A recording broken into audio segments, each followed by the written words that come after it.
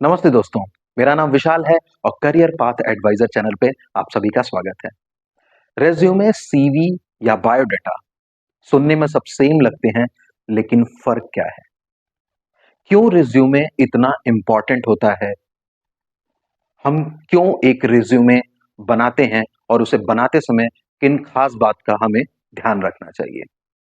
तो आज इस वीडियो में हम बात करने वाले हैं दोस्तों, रेज्यूमे, सीवी और बायोडाटा के बारे में। तो आइए दोस्तों, कंफ्यूजन को दूर करते हैं। रेज्यूमे 1 से 2 पेज का एक ऐसा डॉक्यूमेंट होता है जिसमें हम अपनी स्किल्स, एक्सपीरियंस और एजुकेशन को समराइज करके लिखते हैं। ये पर्टिकुलरली उस जॉब के लिए फोकस्ड होता है जिसके लिए हमने अप्लाई किया हुआ है। तो इसमें जो भी जानकारी हम देते हैं वो उस पर्टिकुलर जॉब के लिए ही ज्यादा रेलिवेंट होता है। आप इसे कुछ ऐसा समझ सकते हैं कि ये एक छोटी सी पिच है हमारे पोटेंशियल एम्प्लॉयर के लिए जहां हमने जॉब के लिए अप्लाई किया है।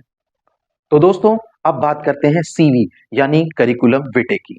जैसा कि नाम से ही आपको समझ में आ रहा है, इसमें हम एकेडमिक और अपने प्रोफेशनल करियर की पूरी हिस्ट्री को डिटेल्ड फॉर्मेट में लिखते हैं।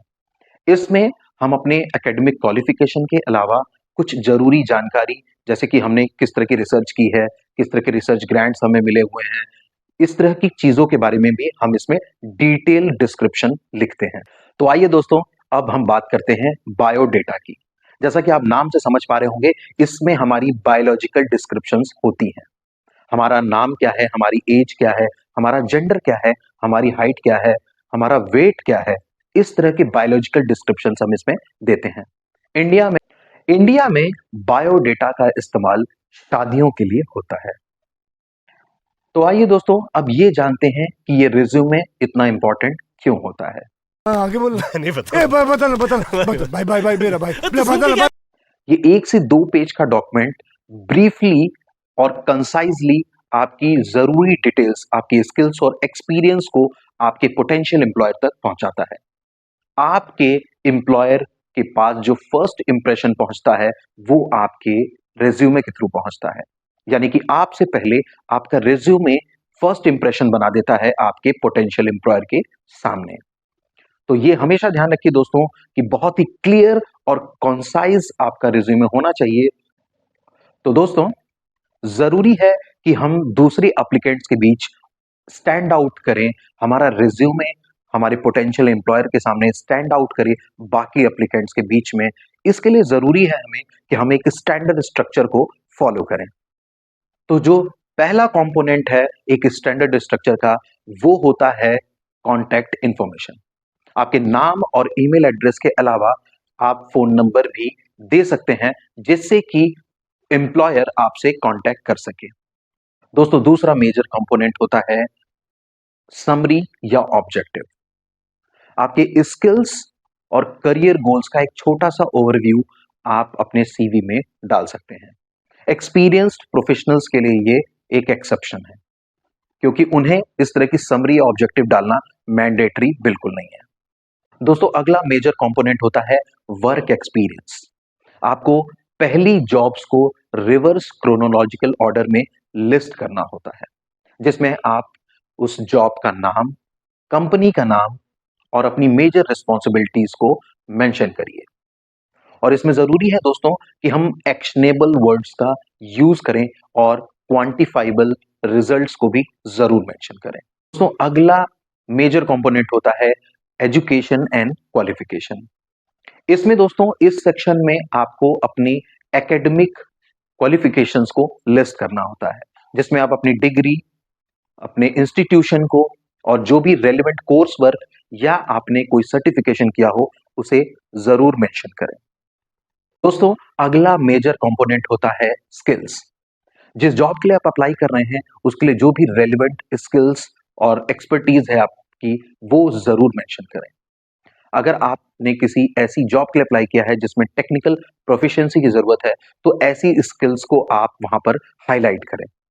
साथ ही इससे मिलते जुलते सॉफ्ट स्किल्स को भी आप वहां पर मेंशन कर सकते हैं। तो दोस्तों, आइए बात करते हैं एक जबरदस्त रिज्यूमे कैसे बनाएं। कुछ खास बातों का ध्यान रखकर हम अपने रिज्यूमे को बहुत ही जबरदस्त बना सकते हैं और हम कोशिश कर सकते हैं कि हम दूसरे एप्लीकेंट्स के सामने अलग से स्टैंड आउट करें। तो दोस्तों, एक जबरदस्त रिज्यूमे बनाने के लिए सबसे पहला जरूरी होता है कीवर्ड को सर्च करना। जिस भी जॉब पे आप अप्लाई कर रहे हो उसकी जॉब डिस्क्रिप्शन में आपको कुछ स्पेसिफिक कीवर्ड्स को सर्च करना होगा। इसके लिए आप चैट जीपीटी या जेमिनी जैसे एआई टूल्स का भी यूज कर सकते हैं। उसमें आप अपनी पूरी जॉब डिस्क्रिप्शन को डालिए और उससे उसमें के स्पेसिफिक जो भी की स्किल्स पूछे गए हैं, एक्सपर्टीज पूछी गई है, उन कीवर्ड्स को एक्सट्रैक्ट करने के लिए कमांड दे सकते हैं।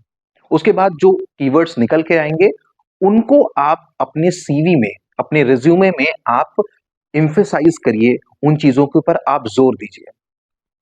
दोस्तों, एक जबरदस्त रिज्यूमे के लिए आपको उसकी फॉर्मेटिंग पर भी ध्यान देने की जरूरत है। Clear headings, bullet points and consistent formatting, इन चीजों का आपको अपने पूरे रिज्यूमे में ध्यान रखना चाहिए ताकि उसे आसानी से पढ़ा जा सके। दोस्तों, एक जबरदस्त रिज्यूमे बनाने के लिए आपको अपने रिज्यूमे में कुछ एक्शन वर्ब्स का भी यूज करना बहुत जरूरी होता है।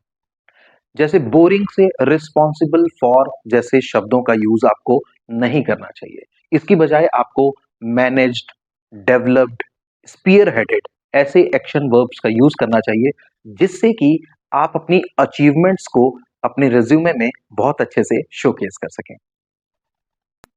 दोस्तों, एक अच्छे से जबरदस्त रिज्यूमे को बनाने के लिए आपको जरूरी है कि उसे प्रूफ रीड जरूर करें।